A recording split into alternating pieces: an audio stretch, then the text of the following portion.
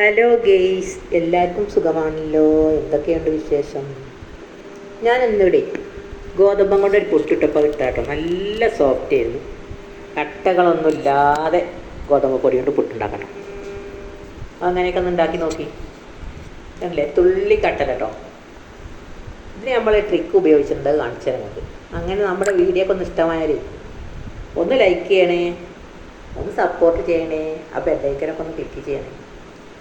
ഇതുവരെ subscribe ചെയ്യാത്തവരെ ബെല്ലൈക്കനൊക്കെ click ചെയ്തേ നമ്മളിത് സപ്പോർട്ട് ചെയ്യണേ. വീഡിയോ സ്കിപ്പ് ചെയ്യാതെ കാണണേ. നിങ്ങൾ ഉണ്ടാക്കി നോക്കിയിട്ട് ഫീഡ്ബാക്ക് അറിയിക്കൂ എല്ലാ കൂട്ടുകാർക്കും. നമുക്കെന്നാൽ വീഡിയോയിലേക്ക് പോകാം. ഞാനിപ്പോൾ ഇവിടെ ഒരു 2 കപ്പ് ഗോതമ്പ് പൊടി കൊണ്ടാണ് ഉണ്ടാക്കുന്നത്. ആട്ടപ്പൊടിയാണ്. നമ്മൾ ഗോതമ്പ് പൊടി വീട്ടിലുണ്ടെങ്കിൽ അതുകൊണ്ട് ഉണ്ടായിക്കോളി. ആട്ടോണ്ടാണ് ഉണ്ടാക്കണം കേട്ടോ. പാകത്തിന് ഉപ്പിട്ട് കൊടുത്താൽ മതി. ഞാൻ ഉപ്പിട്ടപ്പോൾ കുറച്ച് അധികമായിട്ടോ. എത്ര ഉപ്പിടണ്ട, ഉപ്പ് പാകത്തിന് ഇട്ട് കൊടുത്തോണ്ട്. ഉപ്പ് നമ്മൾ വല്ലാതെ ഇട്ട് കൊടുത്താലേ വേഗം ഉപ്പേറും പുട്ടിൽ. ഞാൻ അപ്പോൾ ഇത് സ്പൂൺ കൊണ്ടാണ് ഇട്ടപ്പോഴേ കുറച്ച് കയറിട്ടോ. ചെറിയ ഉപ്പ് അധികം ഉണ്ടായിരുന്നു. ഇനി നമുക്ക് വെള്ളമൊക്കെ ഒഴിച്ചിട്ടേ ലേശ വെള്ളം ഒഴിച്ച് കണ്ടേ ഒന്നായിട്ട് വെള്ളം ഒഴിച്ച് കേട്ടോ. കട്ട കുത്തും. കുറച്ചീച്ച വെള്ളം ഒഴിച്ച് കണ്ടേ ഇങ്ങനെ കുഴച്ച് കൊടുക്കട്ടോ. ഗോതമ്പം കൊണ്ട് നിങ്ങൾ എളുപ്പം നമുക്ക് രാവിലെ നീച്ച ചപ്പാത്തിയൊക്കെ നമുക്ക് പരത്താൻ കുറച്ച് ബുദ്ധിമുട്ടല്ലേ. അപ്പോൾ പൊട്ടി വിട്ടാൽ എന്നും സോഫ്റ്റ് ആകലില്ല. അപ്പോൾ ഞാനിങ്ങനെ ചുട്ട് നോക്കിയപ്പോഴേ നല്ലൊരു സോഫ്റ്റ് ആയിരുന്നു കേട്ടോ. നമ്മൾ അരിപ്പൊടി കൊണ്ടൊക്കെ ഉണ്ടാക്കണ അതേപോലെ തന്നെ കിട്ടിയത്.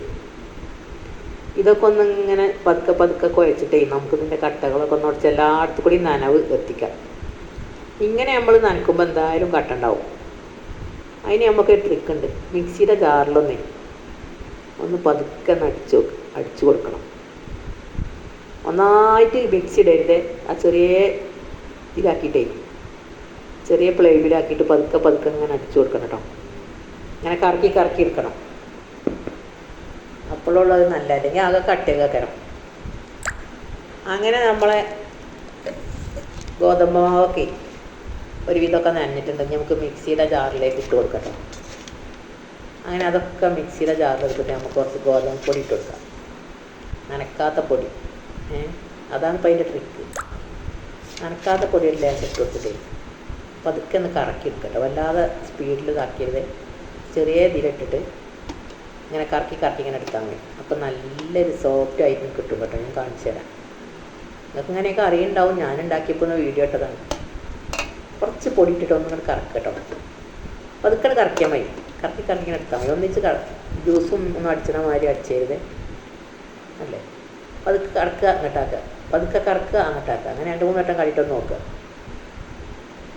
ഇനി നമുക്ക് നോക്കാം എങ്ങനെ ഉണ്ടെന്നില്ല. കുറച്ച് കട്ടാവേണ്ട. ഒരു നുള്ളു പൊടിയും കൂടി ഇട്ട് കൊടുക്കണം. ഗോതമ്പ് പൊടി കട്ട പോകണമെങ്കിൽ ഒരു ലേശം ഗോതമ്പ് പൊടിയും കൂടി ഇട്ട് നമുക്ക് ഒന്നുകൂടി അടിച്ചെടുക്കണം.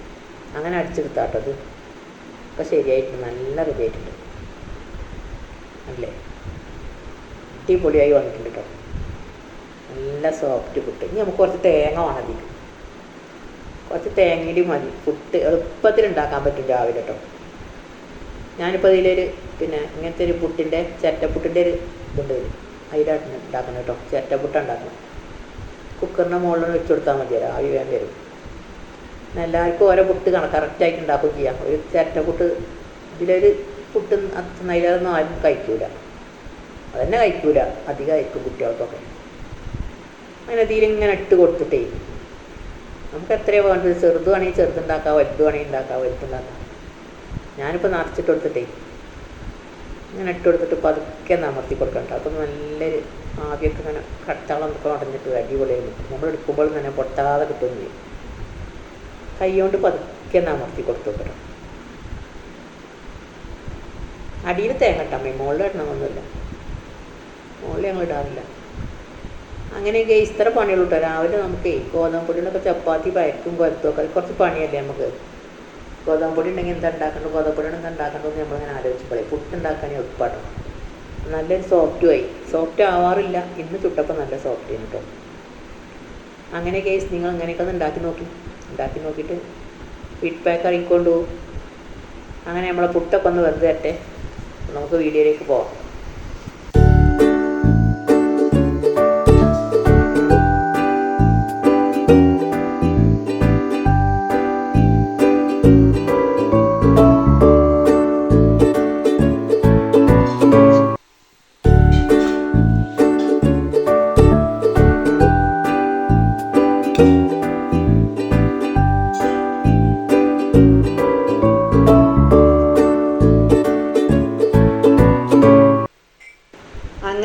മോളെ നമ്മുടെ പുട്ടൊക്കെ നന്നായി കിട്ടിയിട്ടുണ്ട് കേട്ടോ. അല്ലേ ചട്ടപ്പുട്ടോണ്ട് ചുടുമ്പോൾ നല്ലൊരു ഭംഗിയാണ് കാണാൻ.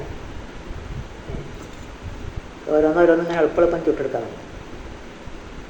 അങ്ങനെ കേസ് ഞാൻ ഇതുകൊണ്ടേ 3 പുട്ട് ചട്ടപ്പുട്ട് ഇട്ടിട്ടോ, 2 ഗ്ലാസ് പൊടി കൊണ്ട് നമുക്ക് ആവശ്യത്തിനെല്ലാം ഉണ്ടാക്കിയാൽ മതി.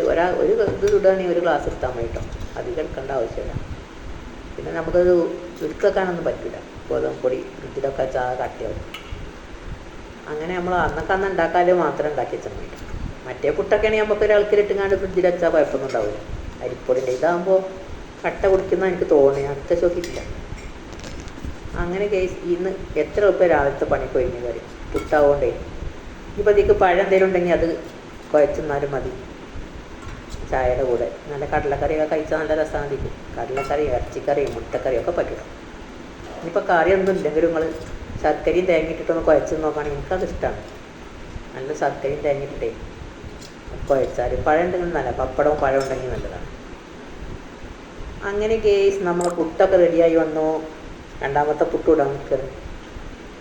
അങ്ങനെ പുട്ടുകളൊക്കെ റെഡിയായി. അങ്ങനെയൊക്കെ ഉണ്ടാക്കി നോക്കി. നമുക്കെന്നാ വീഡിയോയിലേക്ക് പോയാലോ.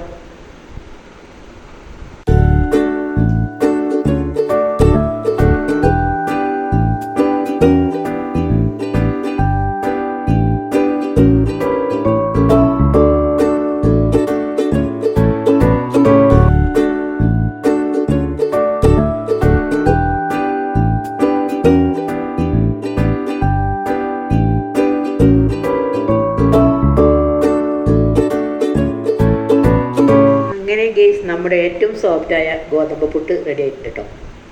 നിങ്ങൾ ഇങ്ങനെയൊക്കെ ഉണ്ടാക്കി നോക്കൂ. താങ്ക് യു, നന്ദി, നമസ്കാരം.